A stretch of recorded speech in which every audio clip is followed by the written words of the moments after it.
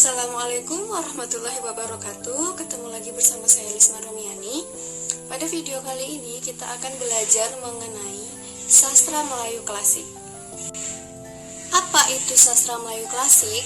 Sastra Melayu klasik merupakan gambaran keadaan masyarakat lama yang masih berpola pikir sederhana dan sangat dikuasai kepercayaan gaib dan kesaktiannya. Mengapa disebut karya sastra Melayu klasik? Karena bahasa yang mereka gunakan merupakan bahasa Melayu.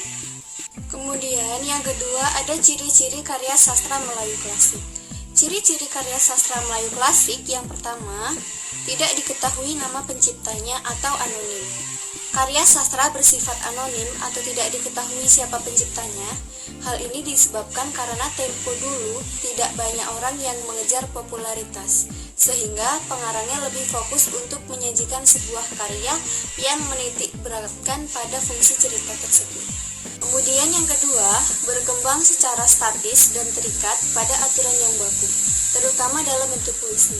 Karya sastra memiliki aturan-aturan yang mengikatnya.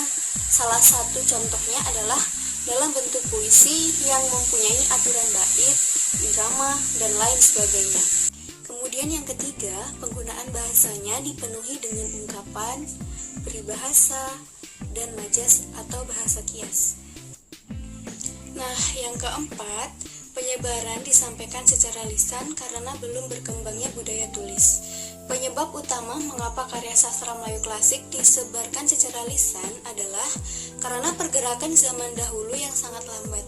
Maka penyebaran budaya dan cerita secara lisan ini akan lebih mempercepat tersebarnya cerita dibandingkan tulisan. Kemudian yang terakhir yaitu ceritanya banyak berubah dan memiliki banyak versi.